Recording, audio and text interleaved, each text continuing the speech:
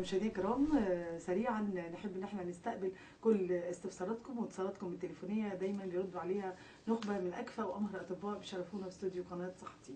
موضوع حلقتنا مشاهدينا الكرام الفتره الاولى بنتكلم فيها موضوع مهم جدا، زي ما دايما باكد ان كل مواضيع تخص جسمنا بتبقى مواضيع مهمه، لكن يمكن دون خاص بالجهاز التنفسي، يمكن خاص بالانسان يعني لما يكون مستريح راحته النفسيه، راحه الجهاز التنفسي، المنطقه بتاعه الانف والاذن تكون مستريحه، اكيد هو ما بيحسش بهذه الاعراض دي هي ايه مشاهدينا، او المرض ده هو ايه؟ اللي هو الشخير. يمكن بعض الاشخاص يقولوا ده الشخير بيجي من الارهاق او من التعب او اما بكون تعبان، بس لا، في اسباب تانية كتير واسباب مهمه جدا اللي بتسبب الشخير هنعرفها النهارده.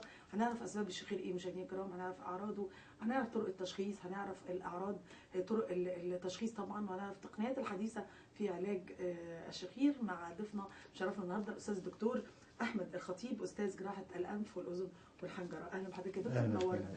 اهلا بكم. موضوع مهم يا دكتور، موضوع الشخير.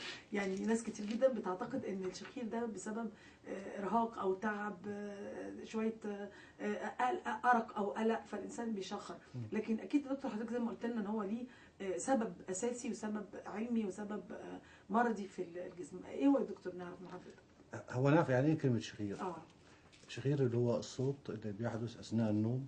تمام حضرتك؟ نتيجه في اي اعاقه في مجرى الهواء العلوي. تمام. فبيحصل فايبريشن او هزازه في سقف الحلق وفي قاعده اللسان وفي البلعوم نفسه. تمام. ده الشخير العادي اللي موجود في معظمنا كلنا، وده نسبته كبيره جدا. يمكن ده يمكن في سن ال 30 حوالي 15 20% من الرجاله بيبقى عندهم السنورنج اللي هو الشخير، والسيدات اقل شويه. كل ما بيكبر السن كل ما السن بيزيد الشخير بيزيد. بمعنى لو وصلنا لسن ال 50 وال 60 بنلاقي حوالي 60 و 70% من الرجاله بيحصل له سنورنج اللي هو الشخير. تمام. والنسبه اقل شويه من 30 40% من السيدات برضه بيحصل. وده لها اسباب كتيره طبعا. تمام. وفي فرق بين الشخير اللي هو العادي وغير بقى اللي هو توقف التنفس اثناء النوم، ودي بقى مشكله ثانيه خالص. طيب هل برضه دكتور حضرتك يعني الاطفال برضه ممكن يجي لهم شخير؟ يعني حضرتك قلت من 30 يمكن من العشرينات. طبعا. هل الاعمار الصغيره لسه اطفال 10 و12 بنلاقي في بعض الاطفال في العائلات تمام. فعلا بنلاقيه بيشخر او كده؟ حضرتك الشخير العادي اي ليجن او اي مرض يعمل سبيس، يعمل اعاقه في التنفس من اول الانف لغايه الاحبال الصوتيه. تمام. بيضيق مجرى الهواء الهوائي. أكيد. ده يعمل شخير. يعني مثلا لو في اللحميات في الانف، في اعوجاج في الحاجز الانفي، بالنسبه للاطفال اللحميه خلف الانف، او تضخم اللوز كتير. تمام حضرتك؟ او في حاجه في الحنجره برضه تورم او اورام. تمام. اي حاجه زي كده دي بتعمل الشخير. ودي بنشوفها في الاطفال فعلا كتير. تمام. يعني يا دكتور حضرتك زي ما قلت برضو ممكن يكون اعوجاج في الحاجز الانفي، ممكن. نعم. هل الوراثه ليها دور برضو في ان الاشخاص يبقوا وارثين ان عندهم يشخروا زي الوالد او الوالده او كده؟ لا مش قوي. مش لازم. لا. طب نعرف من حضرتك برضو دكتور احمد ايه الاعراض بتاعه الشخير يعني؟ ما انا بقول لحضرتك هو بص، الشخير العادي ده مش هتفرق كتير. الشخير العادي خلاص هو النفس مجرى الهواء العلوي بيتقفل بس بطريقه جزئيه. فالصوت طبعا بيعمل ارق للبارتنر، سواء لو الزوج هو اللي بيشخر بس كده او العكس. تمام. لكن الخوف عندنا اللي هو توقف التنفس اثناء النوم. هو دي المشكله الحقيقيه. وهل المريض ما بيحسش بقى دكتور لو لا عنده خالص. حاله شخير مستمره؟ لا خالص. هو اللي يعني الطرف الثاني هو اللي ممكن يحس. هو الطرف الثاني اللي بيهرب ويمشي من السجاره. تمام. بيسيب له المكان خالص. بيسيب له المكان خالص بالظبط كده. طب يعني لو توقف التنفس، حضرتك قلت دي اخطر حاجه، ان لو توقف التنفس هل النايم ما بيحسش بقى ان هو نفسه توقف فبيقوم او بيتفزع زي ما بيقولوا؟ بالظبط. ده اللي بيحصل. ان اللي بيحصل ان بيبقى فيش دواء في توقف التنفس، ودي الاخطر بقى. كويس. ودي برضو بيجي في الناس التخان شويه، ودي هقول اعراضه كله. تمام. لكن نقول ايه بالظبط؟ ان بيحصل ان شخير جامد شويه خلاص، وبعدين النفس يقف تماما، مفيش هواء طالع من الانف ولا الفم لمده على الاقل 10 ثواني، وممكن بتزيد لغايه 60 ثانيه، يعني لغايه دقيقه. وبنعتبر ان ده في توقف التنفس او السندروم ده اللي هو متلازمه توقف التنفس ده لو حصل ان النفس وقف لمده 30 مره في 7 ساعات نوم. تمام. وبنقسمه، ده حاجه بالعكس، ده في اللي هو المتوسط من مثلا من 5 ل 20 توقف نفس في 7 ساعات في الساعه، اسف. واحيانا بيبقى من 20 ل 40، واحيانا لما اكتر من 40 بيبقى ده اللي هو الشديد جدا. طبعا. وده بنشوفه، ودي مشاكل كتير طبعا. قبل ما نعرف اكتر تفاصيل دكتور احمد، هنستاذن حضرتك في اتصال معانا. مع السلامه. معانا ام محمد من سوهاج. اهلا بيكي يا ام محمد. اهلا، لو سمحتي بسأل الدكتور، هل مرض السكر مرتبط بالشخير؟ طب انا استاذنك ام محمد تعلي صوتك شويه. يعني اللي عنده السكر احسه يعني الشخر كتير. امي عندها اللي عنده السكر سكر ما كانش الشخر يعني كده يا استاذه، لكن بعد ما جاه السكر بقت الشخر كتير. هل مرتبط الشخير بالسكر؟ يعني هو عنده سكر بس وبيشخر وهو نايم. كانش الاول يتشخر قبل السكر لما لا خالص. هو عنده كام سنه حضرتك؟ امي عندها حوالي 60 وسمينه ما شاء الله طبعا شويه. لا تمام. لا السكر ملوش دعوه خالص. لا ملوش دعوه خالص. احنا بنقول لو في اي اعاقه في مجرى الهواء العلوي اقفل السكه شويه، لكن السكر لا، مش ملوش دعوه بالشخير. واحنا هنقول اسبابه يعني كله. يعني مرض السكر هي ما تدورش الناحيه دي. لا هي تنصح بايه يا دكتور؟ توديها لدكتور انف واذن وحنجره؟ لا طبعا يكشف عليها طبعا. تمام. لكن زي ما قلت يعني 60 او 70 سنه بيحصل. بص حضرتك، طول ما احنا صحيين كويس والشباب لسه التون بتاع عضلات البلعوم لسه ماسكه نفسها، التون كويس. تمام. مع السن بيحصل نوع من التون بيقل، بيحصل زي ارتخاء، العضلات بتاعت البلعوم بتقفل، بتبقى ضعيفه مع كبر السن. تمام. ومع حاجات ثانيه برضه. فاثناء النفس تمام مع بتقفل خالص. لما بتقفل خالص هي دي المشكله كلها. الحاله ديت بيحصل بقى اللي هو الاختناق، اللي هو مفيش نفس خالص بيطلع. ودي اعراضه كتيره بقى، يعني بيحدث طول الليل هو شخر جامد جدا جدا جدا. وبعدين النفس يقف على الاقل 10 ثواني لغايه 60 ثانيه لغايه دقيقه. وبعدين نتيجه حاجه معينه الضغط السالب في الرئتين بيزيد. وبعد حضرتك فبيصحي، يبقى زي ما حضرتك بتقول بيصحى كده زي شرقه بسيطه. بالظبط. هو ما بيحسش بالموضوع ده، هو بيصحى. لما بيصحى التون العضلات تبدا تمسك نفسها تاني، فالسكه تفتح والهواء يخش وتبقى الدنيا كويسه. الموضوع ده بيحصل في اليوم في الليله مئات المرات طبعا. عشان كده اعراضه بقى ايه بقى المرض ده اللي خالص اللي احنا خايفين منه. بتبص حضرتك شخير طبعا كتير جدا، النفس بيقف كتير جدا. نيجي تاني يوم الصبح على طول نايم، طول النهار نايم. لو حضرتك مثلا قاعد قدام التلفزيون 5 دقايق يقوم واقع نايم. يعني ده ملوش ده خمول بقى يا دكتور؟ ملوش علاقه بالغده الدرقيه او كده او لا في انا هقول حاجه يعني في اسباب ثانيه، هي من ضمن الاسباب حاجات زي كده. لكن الاعراض السندروم ده او المتلازمه اللي هو التنفس وقف او توقف التنفس اثناء النوم، شخير جامد جدا. النفس بيقف في النوم في كتير جدا. تمام. وطول النهار هو عمال يسقط وهو نايم. ومش كاس ده، في اللي هو الحاجه البسيطه اللي هو بيتفرج على تلفزيون او بيقرا جورنال ينام. في اثناء مثلا في كونفرنس او في اجتماع بينام. احيانا كونفرسيشن، احيانا في مقابله شخصيه في اثناءها وهو بيتكلم وينام. الاخطر من ده كله حضرتك ودي المشكله وهو سايق دي طبعا، او قاعد قدام مكنه في مصنع ولا حاجه فيها خطوره جدا وده بيؤدي للوفاه. طب حضرتك يا دكتور تنصح ام محمد لا هي برضه توديها لدكتور طبعا هي تعالج السكر دي حاجه ثانيه خالص، دكتور بطن او امراض السكر طبعا. وتعالج اذا كان في اي مشاكل في الانف ولا حاجه قصه كده. نشكر اتصالك ام محمد من سوهاج وتابع تعليمات اللي قالها دكتور احمد الخطيب. طب الاسباب بقى يا دكتور، حضرتك قلت ممكن يكون في البلعوم. ما انا اقول حاجه الاسباب يعني من اول المناخير زي ما قلنا حضرتك، اعواج او لحميات ولا حاجه، البلعوم الانف لو في اورام او لحميه، لو اللوز كبيره، لو اللسان نفسه متضخم. طب اللسان بقت يا دكتور عايزين نركز على النقطه دي، مهمه جدا اكتر من سؤال يجي لنا. اللسان متضخم بسبب ايه؟ حاجتين، يعني اما حاجه اسمها اكروميجالي اللي هو تضخم كل الاعضاء اللي هو داء العملاقه. تمام. اوكي. وفي حالات ثانيه اسمها الميكزيديما اللي هو خمول او كسر في الغده الدرقيه، فتلاقي برضه اللسان متضخم شويه بالظبط، بس بشكل واضح يا دكتور. بشكل واضح جدا، وخاصه البيز اوف ذا تانج اللي هو قاعده اللسان نفسها.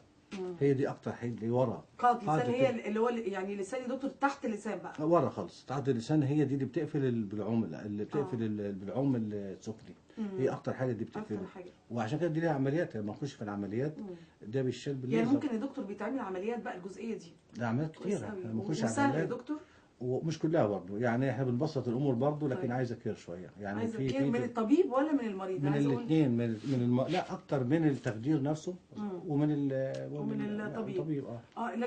لكن يعني بشكل عام العمليه بقت سهله وممكن بتتعمل بسهوله. بتتعمل على اساس نسهل على مشاهدينا. طبعا لا بتتعمل. ما انا بقول لك، بس ما انا هقول حاجه، احنا قبل ما نعمل، ما انا هقول حاجه، احنا لو قلنا الاسباب زي ما قلت لحضرتك، وفي اسباب تانية برضو، اللي لو واحد مثلا بيشخر برضو، لو واخد دراجز في ادويه معينه اللي هو مهدئات والانتي هيستامينك، الحاجات المضادات الحساسيه. تمام. الحاجه الثانيه لو الفك نفسه فيه مشاكل، احيانا الفك ده بيبقى راجع لورا شويه او صغير، فبالتالي برضو اللسان بيبقى راجع لورا شويه، فبرضو بيقفل السكه شويه. طب والعوجاج اللي حاجز الانفي برضو يا دكتور، ده برضو ممكن يعني بيسبب شخير؟ شخير. واحنا برضو لازم نفرق ما بين يعني كل الناس اللي عندهم توقف في التنفس اثناء النوم. تمام. كلهم عندهم شخير. كلهم عندهم شخير. لكن مش كل اللي عنده شخير عنده توقف في التنفس. ودي مش، ولازم دي مهمه جدا. وديت بانفستيجيشن او احنا بنعرفها باختبار النوم بقى. في اختبارات معينه بنعملها عشان نقول والله ده الراجل ده شخير بس، يبقى ده ما يهمنيش، وممكن حتى ملوش علاج. مفيش اسباب مرضيه وقويه يعني. ما تخوفنيش. ولا ونعالج برضه الشخير، يعني لو الشخير عامل ارق ليه علاجه برضه. تمام حضرتك. لكن ما يخوفنيش زي اللي هو توقف التنفس. يعني في اختبار اسمه اختبار النوم. اختبار النوم بينام المريض يا دكتور عند حضرتك؟ ده المفروض بينام 7 ساعات. عايزين نعرف اختبار النوم برضه يا دكتور، نوضحه للمشاهدين عشان دي طريقه من طرق العلاج، بس هنستاذن حضرتك. ده طرق من طرق التشخيص. طرق من طرق التشخيص. ايوه فندم. استاذ حضرتك معانا مدام عبير من القاهره. اهلا بيكي يا مدام عبير. الو، السلام عليكم. وعليكم السلام ورحمه الله وبركاته. معلش كنت عايزه اسال الدكتور، انا والدتي ست كبيره. ايوه. عندها شرقه على طول، بتجيلها وهي نايمه وهي قاعده. تمام. كم سنه والدتك يا مدام عبير؟ يعني حوالي 70. تمام. في بيشخر بالليل حضرتك ولا حاجه؟ لا ما بتشخرش ولا حاجه، بس هي الشرقه على طول. مثلا من لحميه او اي حاجه في الانف اذن؟ لا، هي بس عندها المراره. تمام. غالبا في الحاله اللي حضرتك بتقول عليها هنا، الشهير دوت الشرقه ديت 90% نتيجه ارتجاع فم المعده. طب والقرحه برضه يا دكتور بتسبب شرقه برضه؟ ممكن اي حاجه بتخلي الحامض يطلع يعمل شرقه. لكن في برضه من ضمن الاعراض بتاعه، لو قلنا الاعراض بتاعه توقف التنفس، ان بيحصل فيه شرقه بالليل وشرقه بالنهار برضه. طبعا. وحاجات كتير، ويقعد يرفس بالليل طبعا موال كبير. طب حضرتك تنصح مدام عبير لوالدتها ايه يا دكتور احمد؟ تتعرض لدكتور بطن اكتر. دكتور بطنه؟ بالظبط. تعالج او جهاز هضمي. جهاز هضمي. يبقى توديها زي ما قال دكتور طالما النفس كويس ومفيش شخير ومفيش صوت وهي نايمه، وبتتنفس وصوتها كويس، يعني الدنيا عندنا كحنجره كويسه. بالظبط. وجهاز التنفس العلوي كويس. جهاز هضمي او بطنه. بنشكر اتصالك مدام عبير من القاهره، والف سلامه على والدتك. طب ده حلو جدا يا دكتور، يعني الاعراض كلها واضحه والاسئله بتيجي من مضمون كلام حضرتك يا دكتور. الموضوع بتاع الشرقه برضو موضوع قوي جدا، وبرضو بتيجي دايما اتصالات في شرقه بتيجي اللي عندهم ارتجاع او قرحه زي ما حضرتك قلت، بس مش عارفين لها حل. يعني شرقه بتيجي لدرجه بتقول مثلا او بيقول انا ساعات بحس ان انا لا قدر الله هفقد حياتي. يعني قوه الشرقه جنب ممكن. وفي ادويه كتيره جدا، ادويه الضغط والقلب وحاجه كده، في حاجات ادويه معروفه بتحصل بيها شرقه برضه. تمام. يعني كنت لازم تعرض، يعني في الحاله دي لازم تعرض نفسها على طبيب. بالظبط. ونعرف ايه الادويه اللي بتاخدها، عشان في بعض ولازم طبيب انف واذن طبعا يا دكتور. ممكن تقدر تعرف كشرقه انف واذن او جهاز هضمي. تمام يا دكتور. نستاذنك معانا اتصال اخر. معانا مدام سماح من المنصوره. اهلا بيكي مدام سماح. السلام عليكم. وعليكم السلام ورحمه الله وبركاته. لو سمحت انا كنت حابه اسال الدكتور، لو سمحت يا دكتور، انا عندي ابني 8 سنين وعملت له عمليه اللوز واللحميه. مين يا مدام سماح؟ ابني. أيوة. ابني 8 سنين. 8 سنين. وعملت له من فتره عمليه اللوز واللحميه. تمام. بس هو نايم دايما صوته عالي يا دكتور. صوته عالي يعني بيعمل بيشخر بالليل صوته عالي وهو بالظبط. نايم. ايوه صوته عالي، يعني الدكتور قال لي قبل كده ان هي لحميه، هو فانا عملت العمليه. عمل عمليه اللحميه امتى يا فندم؟ من حوالي سنه. من سنه. وعنده قد ايه دلوقتي؟ 8 سنين. 8 سنين. وبقه مفتوح بالليل؟ ساعات بيبقى بقه مفتوح يا دكتور. ساعات. ودايما عامل صوت. بالظبط كده. بص حضرتك، يعني برضو يعني مش يعني ممكن اللحميه خلف الانف احيانا كتير جدا بترجع، وده مش عيب طبيب ولا عيب مريض، ده عيب المرض نفسه، ان هو نتيجه حساسيات. ده عباره عن نسيج لمفاوي ومهما شلنا فيه ممكن يرجع نتيجه حساسيه لاي شيء. كويس.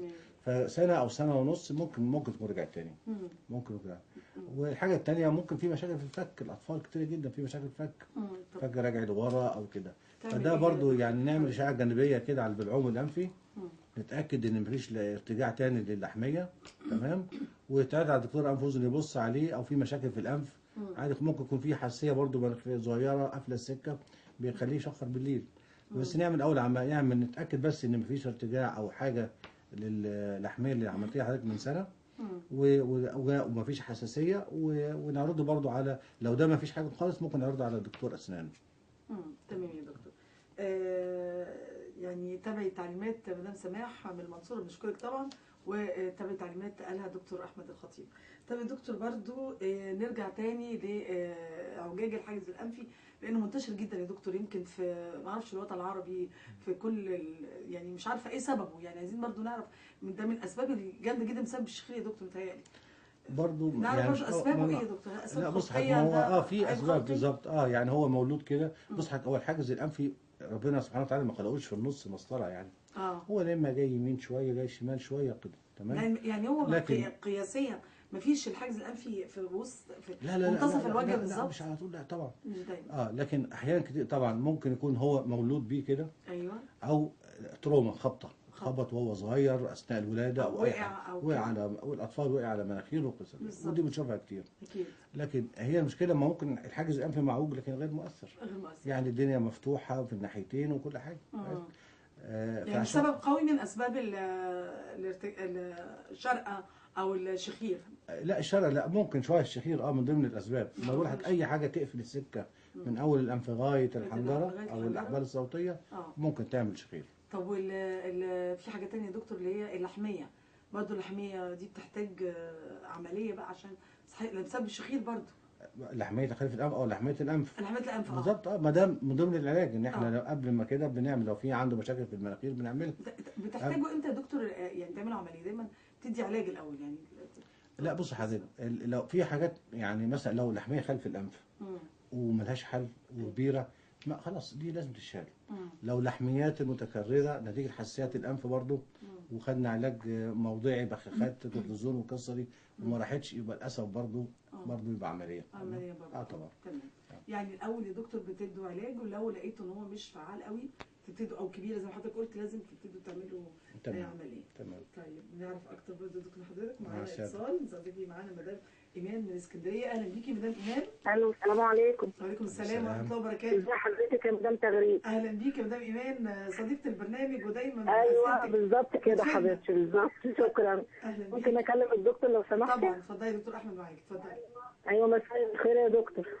اهلا فندم. انا سني يا دكتور 52 سنه ومريضه سكر. زوجي دلوقتي مش عارف ينام مني من التشخير خالص، طول الليل يقول لي بتشخري تشخير فظيع. واسمح لي يا دكتور لما بقوم من النوم بحس في افرازات نازله من فمي. تمام. وبقوم من النوم يا دكتور مجهده، كاني كنت ماشيه مشوار او بعمل مجهود، بحس ان انا مجهده جدا وحاسه بقلبي كده بيوجعني. وزوجي بيقول لي انت بتشخري تشخير مش عارف اسمح لي ينام مني خالص بالليل.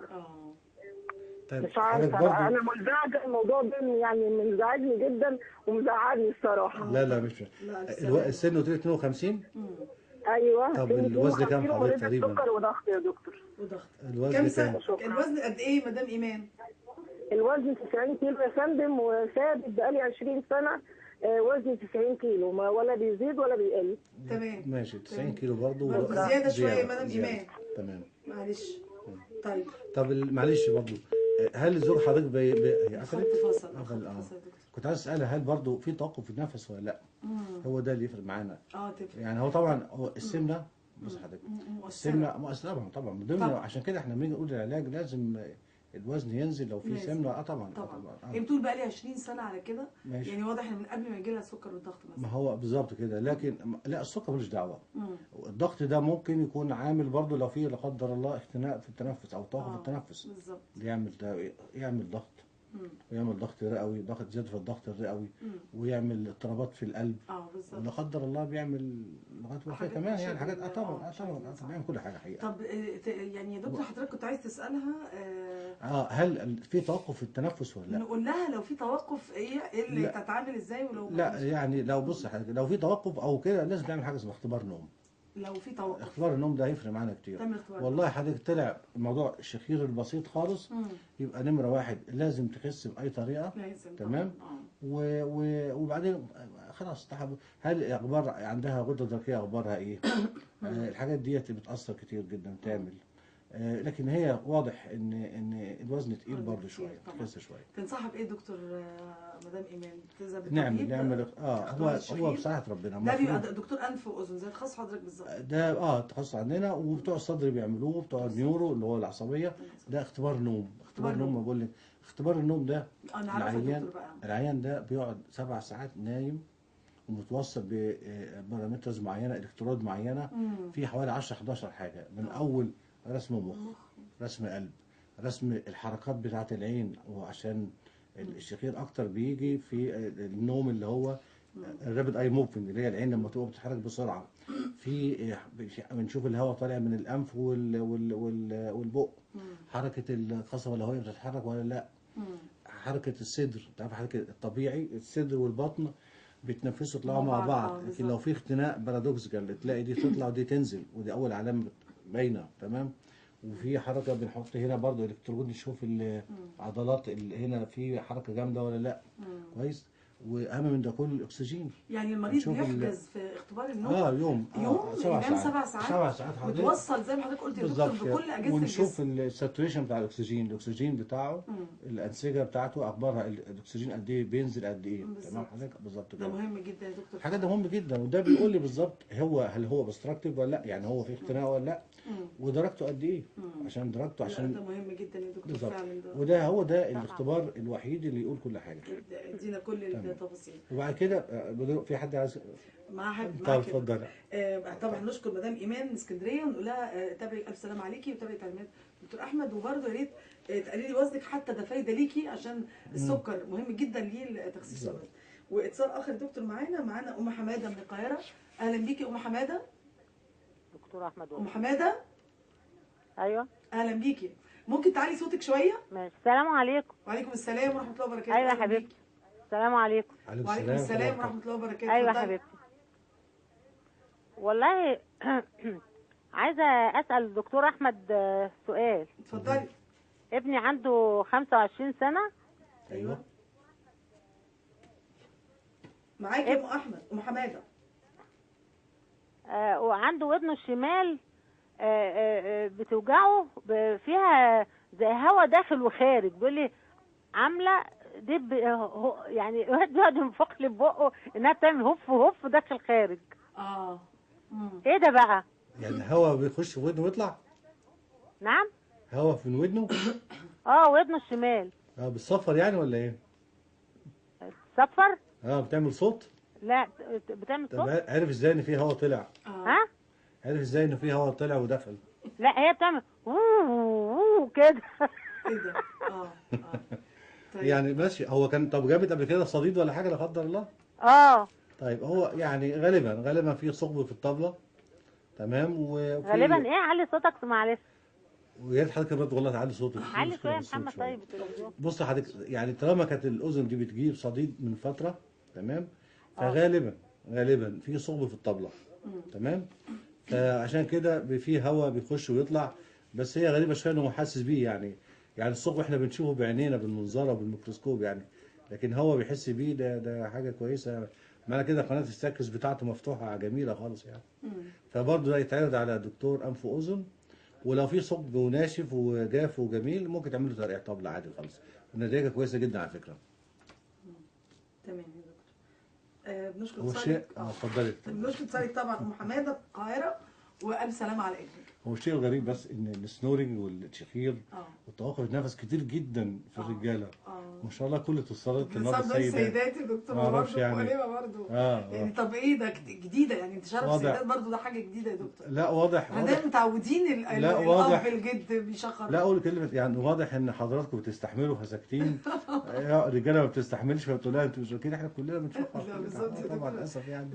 لكن الشخير موجود في السيدات زي الرجاله، ولا هم كانوا ساكتين مش عايزين يقولوا؟ لا الرجاله اكتر. الرجاله اكتر طبعا. ايه السبب بقى برضه نعرف دكتور الرجاله اكتر؟ بص حضرتك اسباب كتيره برضه.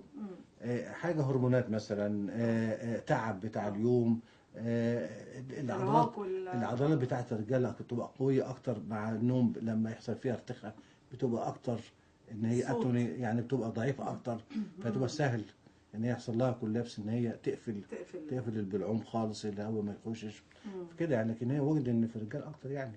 طب يعني برضه دكتور احمد، يعني عايزين برضه نشوف لو نعالج او نهتم دايما البق مفتوح وهو نايم، يعني اغلب الناس بيبقى الفم مفتوح، دي برضه مشكله يا دكتور، هل محتاجه ذهاب للطبيب برضه؟ ممكن لو في حاجه برضه مشكله قافله السكه او في مشكله في السنان. تمام. واحيانا بقول حضرتك هي مشكله، بص حضرتك الواحد وهو نايم بيحصل له في كل اتوني، يعني كل عضلات جسمه بيحصل فيها ارتخاء. تمام. بما فيها عضلات الفم بالظبط. وبرضه بتعتمد من شخص لشخص. اكيد. بالظبط كده. فبرضه ديت يعني ما نقدرش نقول هنعالجها ب 100% بصراحه. يعني صعب. لكن بتحتاج علاج يا دكتور يعني.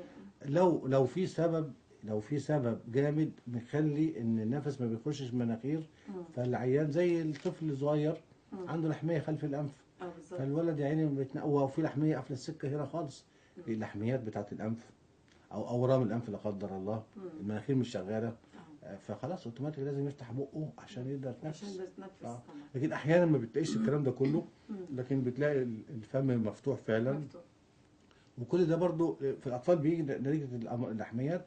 الكبير بقى زي ما قلت بيحصل العضلات بتاعه الفك وعضلات البلعوم كله بيحصل فيها ارتخاء نوم بقى، وموضوع يعني ريلاكسيشن، ارتخاء جامد يعني. العضلات بقت ضعيفه، منبسطه. طب دكتور احمد برضو دايما كنا نعرف ان الاطفال او اهالينا اللي بييجوا يعملوا عمليه اللوز لازم يشيلوا لحميه، يقول عشانه. هل دي برضو معلومه مظبوطه او لا خالص. التقنيات الحديثه في العلاج بتعمل كده يعني بتعملوا كده؟ لا خالص. في طفل بيشيل لوز بتشيلوا له لحميه؟ لا خالص. مش شرط خالص طبعا. يعني اللوز الشال اوكي لو هي فعلا التهاب مزمن اهم بتيجي 5 6 7 مرات بحراره، والولد ما بيروحش المدرسه كل شويه 10 ايام ماشي، يعني في انديكيشن 100%. اللحميه الشال لو فيها فعلا قافله السكه تماما بالاعراض، الولد بقه مفتوح، سنانه بدات تعلى، مناخيره من هنا بدات تعلى، يعني دكتور حضرتك بتعمل مشكله ميه بتبقى باينه لحميه كبيره يعني من اسمها لحميه قطعه حضرتك احنا الفحص بتاعها هقول له هقفل لما اثناء عمليه اللوز بحط صباعي في زوره كده بحسها، او بعمل اشعه قبلها عشان كده، او بدخل فايبر اوبتيك منظار ضوئي. تمام. بدخله وبشوفها. تمام. وخلاصيه كبيره مع الاعراض الشخير، والولد على بقه مفتوح ومخنف شويه لازم تشال. لكن الولد ما فيش حاجه زي كده حرام، مش روتين. لا تمام يا دكتور. هنرجع تاني هنشيلها نخش في مشاكل مالهاش. انا عايزين نعرف برضه فايدتها برضه دكتور، لانها موجوده وربنا ما خلقش حاجه فينا مالهاش لازمه. بس هنرجع. ام حماده رجعت لنا حضرتك تاني، عايزين نشوف ام حماده من القاهره. اهلا ام حماده مره ثانيه، اتفضلي ام حماده. السلام عليكم. وعليكم السلام ورحمه الله. ايه يا حبيبتي معلش، انا بصي، انا قلت للدكتور ان في سكر. ايوه. انا هتكلم وبعدين هقفل عشان الصوت ما بسمعوش بعد ما اقفل. فيا دكتور احمد معلش اتفضلي. هو ما فيش ثقب في الاذن، ما فيش ثقب ولا حاجه، ولا فيش قصدي ما فيش صديد. حضرتك سالتني في صديد؟ انت قلتي ايوه ما فيش صديد. كان من زمان. قلت لك لا ما فيش صديد ولا ثقب ولا حاجه. مين قال كده؟ في لا ما فيش ثقب ولا صديد. حضرتك في دكتور شاف انف واذن وقال لك ما فيش ثقب؟ ايه بقى؟ قال ايه يا فندم؟ هو عنده شحم تقريبا، عنده ماده اللي هي الشمعيه تقريبا اللي في ودنه. يعني هو عمل حاجه حماده، عمل حاجه في الاذن قبل كده عند اي طبيب كتير او جامده او كده، ايه الحل؟ عمل اي حاجه عن طبيب انف واذن؟ مش مجمع، مش الصوت بيفصل على طول. خط فصل معاك يا ام حماده، بنشكر اتصالك طبعا. ودكتور برضو احمد انا بيدي كل تفاصيل عن الموضوع بتاع الاذن والانف والشخير واللحميه، يعني تابعينا وتستفيدي ان شاء الله. طب هنرجع تاني بقى دكتور، اللحميه انها مش شرط تتشال، طب امتى ما تتشالش يا دكتور؟ لو كويسه، لو حجمها كويس وما لهاش مشاكل، ما عملش مشاكل في الاذنين، ما عملش ميه ورا الطبله نتيجه. نعرف هي مخلوقه ليه يا دكتور بقى؟ فرصه بالمره. لا خلاص، فايده اللحميه ده نسيج لمفاوي بيدي مضادات حيويه معينه زي اللوز. ما اللوز احنا ما بنشيلهاش كلنا، مش دايما بتشيلوا اللوز. لا طبعا، لا هيكون عادي بخط دفاع اول، بخط دفاع اول بيدي بالظبط كده، ضد للصدر بقى والقلب بكل حاجه. يعني هي طبيعي بتدي حاجه، يعني مضادات حيويه معينه. يعني نقول زي الحارس موجودين، زي حارس نقول عليه خط دفاع اول، خط دفاع اول ما يشالش. لكن لو يبقى هو هذا الحارس بقى مشاكله كتيره وبقى بؤره صديديه وبعمل مشاكل، وخلاص يشال. فعشان كده يعني دايما لما يبقى في احتياج شديد للشيل نشيل، مفيش خلاص. طب دكتور احمد برضه في يعني احدث بقى التقنيات الحديثه في علاج الشخير والمشكله اللي يعني بتؤرق السيدات والرجال، والرجال اكتر طبعا، وكمان وصل دلوقتي للاولاد، يعني الاولاد او الاطفال بنلاقيهم فعلا بيشخروا الدكتور. التقنيات الحديثه قبل ما نقول العلاج لازم نعمل حاجه، لازم نشخص ان هو ده قلنا شخير ولا التوقف، ولا ممكن حد يشخر مؤقت، يعني يبقى شخير مؤقت، ممكن لو هو تعبان او ياخد ادويه او اي حاجه زي كده. تمام كويس. لكن اعراضه بقى اللي زي ما قلنا كلها، اللي هو بينام طول النهار وبرده مش معنى بينام طول النهار ان هو عنده كده، مش شرط. ما لو بياخد لا قدر الله مخدرات بتعمل كده، لو في مشاكل في الغده الدرقيه كسلانه بتعمل كده، لو عنده انيميا، لو سكر واطي عنده، تمام حضرتك، لا قدر الله اورام المخ، في حاجات كتيره جدا بتخليه طول النهار نايم. تمام، فمش شرط يعني. لكن خلاص احنا لو احنا شخصنا بجهاز النوم او باختبار النوم ان ده خلاص، بنبدا نقول انه حته في، يعني لازم قبل ما نقول هنعمل عمليات ايه، نشوف السايد او الليفل او المكان الاختناق فين، او فين المكان اللي بيحصل فيه القفله. بالتشخيص لازم ده بالفحوصات بقى، فحوصات الطبيه. بفحوصات في فحوصات بنعملها والعيان صاحي. تمام، مع حاجات معينه كده، مثلا مع حاجه اسمها مولر مانوفر، بيقفل بقه ومناخيره وكأنه بيتنفس، فبيحصل هنا ضغط سالب، فبيبان ايه الحته اللي حصل لها كولابس القفلت. عن طريق بندخل برضو منظار ضوئي للمناخير. تمام. وفي حاجات تانية بنعمل اشعه مقطعيه برضو على مجرى الهواء العلوي، مجرى الهواء. تمام. وبنعرف الدايمتر او كروس سيكشن، الحته اللي اكتر حته مخنوقه فين. وممكن بنعمل اشعه معينه برضو على الرقبه والراس، بنعرف بيها. تمام. وفي اختبارات تانية بنعملها وهو نايم، وده برضو مهم جدا. في اختبار النوم بقى يا دكتور؟ لا غيره بقى، لا غير النوم. خلاص النوم ده قال لنا ان الراجل ده عنده اختناق. تمام. او عنده مشكله ان هو نفسه بيقف اثناء النوم. بنعمل بقى في من ضمن، عشان اعرف الليفل او اعرف القفله فين بالظبط حضرتك، بندي منوم بسيط خالص. تمام. وبنخش بالمنظار ضوئي برضه بالمناخير، وبشوف هو خلاص هو نايم كده، هو نايم خلاص عملنا نوم صناعي. نوم صناعي. فهنبدا هنشوف الحته اللي حصل فيها كولابس، هل منطقه سقف الحلق، هل عدت منطقه اللسان، هل تحت كده، وحسب بقى يعني لقينا الاختناق بقى في العلاج، لقينا الاختناق عند منطقه سقف الحلق، خلاص انا ساعتها بعمل حاجه تقويم لسقف الحلق مع البلعوم مع اللهاب، بعمليه بسيطه خالص، بشيل اللهاب مع حته معينه من سقف الحلق اللي مدلدله خالص ديت، مع اللوستين وقصه كده. تمام. وهي مؤلمه شويه، فبس العيان بقى شويه تعبان، لكن مش يعني اثناء العمليه دكتور احمد بتعمله بالبنج تحت البنج كله، لكن لما يفوق حضرتك بتقول بيحس بتعب شويه. احنا لكن اثناء العمليه طبعا لا مش تاثير البنج مفيش لا حتى ممكن نعملها بالليزر او بحاجه او بالكي او جراحه، وبنخيط بطريقه معينه عشان نفتح السكه. وبعد ما بنخلص بنحقن ماده معينه زي الماركين، يعني الماركين على الايدج، على الحاجات دي كلها عشان نخفف الالم لما بيصحى. تمام. بس زي ما قلت لحضرتك عيان اللي هو الاختناق دوت اللي عنده توقف النفس، طبيب التخدير مهم جدا جدا، هو بيخدر ولازم هو عارف داخل على ايه. ما دي بقى يعني عشان كده ما بيديش دي مهمه الطبيب المعالج بقى اللي بيعمل الجراحه يا دكتور، ان هو يكون معاه طبيب تخدير على مستوى عالي. مستوى عالي وعارف انا هعمل ايه بالظبط، عارف يعني بالظبط. عمليه اللوز مثلا العاديه غير لا انا داخل بشيل حاجه عشان عنده اختناق وعنده وقت توقف النفس، ما بيديش حاجات معينه عشان ما يحصلش احباط للتنفس. طبعا بيشيل الانبوبه بتاعت القصبه يعني الهوائيه لما العيان يصحى خالص. طبعا يعني طبيب تخدير دكتور احمد بيبقى مرافق لحضرتك اثناء العمليه. طبعا مرافق، ولازم في حاجات بيعملها بريكوشنز قويه جدا في العيان ده بالذات. العيان ده بالذات عشان عيان، بصي غالبا عيان بيبقى قصير شويه ما شاء الله، يعني 150 كيلو الرقبه ما شاء الله كده، فهو اصلا صعب عشان يدخل الانبوبه كده تمام، وصعب انه بيطلعها. فاحنا حتى يعني بندخلها لما يجي يطلعها بنسيب العيان يصحى يطلعها بنفسه عشان ضمننا انه يبقى كويس. فهي عايزه شويه احتياطات كويسه. فلو هو الاختناق او الحته دي او القفله في الحته دي بنشيلها. لو تحت لا بنشيل حاجات ثانيه بقى، يعني بتبقى اجراءات ثانيه بقى. حضرتك بتاكد برضه يا دكتور دايما ان الوزن الزياده برضه نحاسب منه، ان هو ده من الحاجات المسببه جدا للشخير والمشاكل في انف واذن، فناخد بالنا نقدر نقلل وزننا يعني. ما انا بقول لو قلنا العلاج برضه الكلام المظبوط في علاج طبي. طبعا تمام. العلاج الطبي اول حاجه برضه لازم يخس خلاص لازم. تمام. لو في مشاكل في الغده الدرقيه يحلها. تمام. في حاجات تانية بتوسع فتحه المناخير. تمام. حاجه نزل فينت دي زي ستند كده سيلاستيك بتفتح المناخير عشان تبقى فتحها. تمام.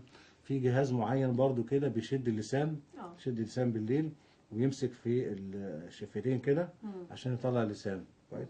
ده كل ده اثناء العمليه، كل ده علاج طبي. اكتر حاجه العلاج الطبي حاجه اسمها السباب بقى، اللي هو فيه ضغط هواء مضغوط موجب.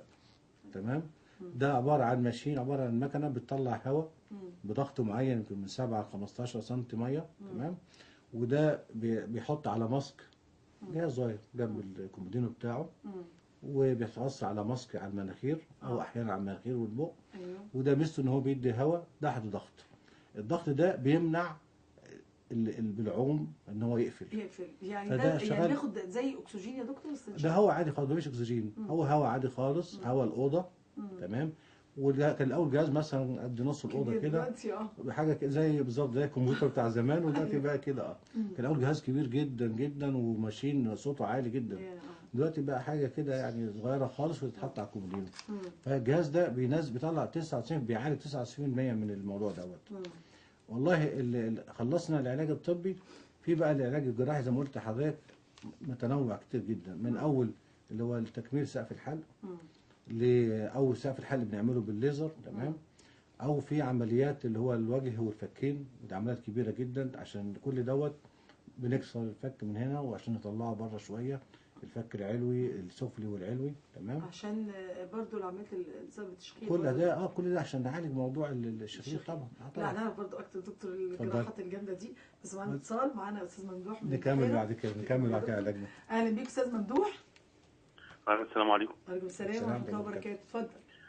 دكتور ازاي الصحه؟ اتفضل دكتور احمد معاك. بسلم عليك يا دكتور. الله يخليك. بقول لحضرتك يا دكتور، انا عمليه الشخير ديت، انا عندي شخير يعني بصوت عالي جدا. انا عندي دلوقتي 42 سنه. كشفت انف واذن، الدكتور قال لي سقف الحنك عايز يتعمل له عمليه جراحيه. سامعني يا دكتور؟ سقف الحلق. سقف الحلق. وعندك ايوه السقف. 42 سنه استاذ ممدوح. ايوه 42. السؤال بقى يا دكتور، العمليه ديت بعد ما بعملها مثلا الفتره اللي هي بتبقى المؤلمه فيها، وهل الشخير بيعود تاني؟ انا يعني صوتي بيبقى عالي جدا وانا بشخر. تمام. بص حضرتك برضو معلش، الشخير بس ولا في توقف في التنفس اثناء النوم؟ لا مفيش توقف في التنفس ولا حاجه، بس طيب. هو صوت الشخير بيبقى عالي جدا. طيب الصبح معلش، الصبح عندك صداع في الصبح دايما وعدم تركيز وبتنام طول النهار ولا حاجه؟ انا ممكن ساعات الظهر ممكن انام شويه. ساعات ايه يا فندم؟ ممكن اللي هو يعني ما بين العصر والظهر. لا كلنا بننام. لا انت قدام تلفزيون ولا حاجه بتقع دايما تسقط زي ما يقولوا طول النهار عايز تنام؟ يعني لا مش طول النهار ولا حاجه، عادي، بس بيبقى فعلا عندي احساس بالنوم. ايوه بيبقى عندي احساس ان انا عايز انام كل على طول يعني. طب بص حضرتك برضو، يعني اقول حاجه عشان برضو ما يعني يكون كلامنا مظبوط. طالما مفيش خير تمام وجامد، لكن الحمد لله اعراض برضو مطمنه، المفروض ان احنا بنعمل برضو اختبار نوم عشان نقول ان هذا الانسان ما عندوش اختناق بالليل. ليه؟ لان انا ما اشيلش الشخير شير، دي علامه بالنسبه اضيع الشخير وهو اوريدي في اختناق بيحصل. بالظبط. يعني انا بضيع، انا بالظبط يعني انا زي واحد عنده زايده وعنده الم وادي له حقنه مسكنه او مورفين واقول له الحمد لله بقى كويس. بالظبط. فيجب لو انا مش يعني شاكك في اي حاجه بعمل اختبار نوم واتاكد ان ما فيش اي مشاكل خالص، ما بيحصلش عنده الاكسجين ما بيقلش والكربون دايوكسيد بيزيد والقصه دي كلها، تغيرات في رسم القلب ولا حاجه. تمام، عشان ابقى انا في السيف سايد ان هو ما فيش حاجه. طلع الحمد لله شخير البسيط اللي هو العادي خالص. طبعا يبقى في الحاله ديت ممكن يعمل اللي هو تكميل سقف الحلق، والموضوع برضو بيجيب نتيجه كويسه. لكن برضو يعني في بعض الاحيان يعني بتريح شويه، لكن احيانا بيبقى يعني مش قوي برضو. طيب يعني بنقول الف سلامه طبعا استاذ ممدوح من البحيره الف سلامه عليك. والف سلامه عليك طبعا، واتبع تعليمات اللي قالها دكتور احمد الخطيب ان شاء الله ربنا يطمن عليك ان شاء الله. معانا اتصال اخر يا دكتور، معانا الاستاذ محمد زكي من اسوان. اهلا بيك استاذ محمد. ايوه السلام عليكم. وعليكم السلام ورحمه الله وبركاته. النبي سؤالي للدكتور احمد الخطيب. الصوت بعيد جدا يا استاذ محمد. ايوه نستأذنك تعلي صوتك شويه. ايوه السلام عليكم يا فندم. وعليكم السلام ورحمه الله وبركاته. بقول لحضرتك في مريضه عندها 32 سنه تمام. وبتشتكي من الام روماتيزميه شديده في المفاصل وسرعه الترسيب عاليه. لا حضرتك معلش بستأذنك يا استاذ محمد، احنا معانا الدكتور احمد الخطيب استاذ انف واذن وحنجره، يعني حضرتك بتسأل على امراض روماتيزميه. لا يا فندم حضرتك انا فاهم حضرتك. فالدكتور قال لي يا ريت تشيل اللوز لان هي دي سبب الالام الروماتيزميه اللي عندها. معلش حضرتك على صوتك برضه يا استاذ محمد، يا ريت تشيل اللوز. يعني قال لي المفروض تشيل اللوز عشان كل الالام اللي عندها تخف، وهي عندها 32 سنه. فهل في خطوره على ازاله اللوزتين؟ في خطوره على ايه؟ من ازاله اللوزتين بالنسبه لسنها. هي عندها كام سنه؟ 32 سنه. ايوه ويعني خلاص وصلت المعلومه يا استاذ محمد. نشكر اتصالك طبعا. تابعنا نطمنك دلوقتي دكتور احمد يرد عليك. هو عنده 32 سنه، مش عارفه بنته ولا ابنه، وعندها الام امراض روماتيزميه. فالدكتور قال تشيل اللوز لانها هي ممكن تكون بتسبب الالام الروماتيزميه زي ما دايما يعني متعارف عليه. فهل هو بيفكر دلوقتي سنها كبير او سنه كبير 32 سنه يشيل اللوز ولا في خطوره؟ ممكن لو التهاب المزمن في اللوزتين احيانا فعلا بيعمل برضه التهاب في المفاصل، ممكن طبعا، ونلاقي سرعه ترسيب عاليه وحاجات ممكن. لكن 32 سنه بيحصل مفيش مشاكل، ممكن يشيلوه بامان يعني. مفيش مشاكل. لا يعني مفيش مشكله خالص. لا. تمام. نشكر اتصالك استاذ محمد زكي من اسوان، ودكتور احمد الخطيب يطمنك ممكن تعمل لوز 32 سنه مش كبير يعني او مش كبيره لسه. لا. طيب نقول بقى نصيحه اخيره يا دكتور قبل ما نختم حلقتنا من حضرتك لتجنب الشخير بشكل عام بعد كل المعلومات القويه جدا حضرتك اديتها لنا النهارده. طب اكمل برضو اخر حته في العلاج برضو. يعني شوف احنا دخلنا علاج بسيط خالص، ما فيش علاج لو الشخير بس والراجل ما فيش اي مشاكل في القلب وما عندوش اي مشاكل خالص، احنا بنقول له اشورنس يعني بنطمنه وخلاص الموضوع بسيط. تمام. العلاج الطبي احنا قلناه. العلاج الجراحي زي ما قلت لحضرتك اخر حاجه فيها ان لو المشكله في اللسان بنشيل برضو الجزء الاوسط بالليزر اللي هو عامل مشكله وعامل اعاقه في البلعوم الخلفي او السفلي. تمام. اخر حاجه بقى ديت وبنعملها في الظروف بقى اللي هي بنسميها لايف سيفنج بقى. عيان بقى اوبيس جدا تخين جدا ورقبته ما فيش وداخل في مشاكل القلب جامده جدا ومش رئتين، ممكن يخش في فشل قلب وكل الحاجات دي ما نفعتش. فالحاجه الوحيده الاخيره اللي قدامنا اللي هو شقه حنجري او فتحه في القصبه الهوائيه. طبعا بتحصل. ودي بقى بتضيع الشخير وبتضيع الاختناق بنسبه كام في الميه؟ نسبه قد ايه؟ 100%. طبعا خلاص. مفيش المشاكل دي خالص. خلاص هو كده بقى طبيعي خالص، مفيش اي ريسك عليه، مفيش اي خطوره خالص. وبيحط بقى كده فيه صمام كلام. تمام. حتى في صمام كلام اوتوماتيك بيتكلم من غير ما يحط صباعه. في بعض الحالات في صمام ثقب او في حاجه متوصله فتحه بالصوم فتحه بيحط بعد كده صمام كلام ويعيش حياته عادي خالص. بس ديت يعني دي الحالات اللي هي يعني متاخره شويه متاخره اللي ما نفعش فيها الحاجات الاولانيه دي خالص، يبقى ديت ما لهاش حل يعني. ولو الجهاز اللي احنا قلنا عليه دوت اللي هو السباب ده ما نفعش، يبقى ده اخر حاجه بتلجأوا لها اللي هي الجراحات القويه. تمام. اشكرك يا دكتور احمد، نورتنا النهارده واستفدنا من حضرتك. ربنا يخليك. قويه جدا. الله يخلي حضرتك ان شاء الله. اشكرك يا دكتور. طبعا نشكر مشاهدينا. اشكرك يا دكتور. نشكر طبعا مشاهدينا. فقرتنا الاولى كنا عن موضوع الشخير، وبنشكر طبعا شكرا جزيلا الاستاذ دكتور احمد الخطيب استشاري جراحه الانف والاذن والحنجره. بشكرك يا دكتور. شكرا يا فندم. تحت مشاكرين حضرتك. كتر خيرك. مشاهدينا الكرام فاصل ونرجع لكم على طول نتكلم عن القلب وامراض القلب. حضروا اسئلتكم معانا الاستاذ دكتور محمد عادل استشاري امراض القلب. فاصل ونرجع لكم على طول.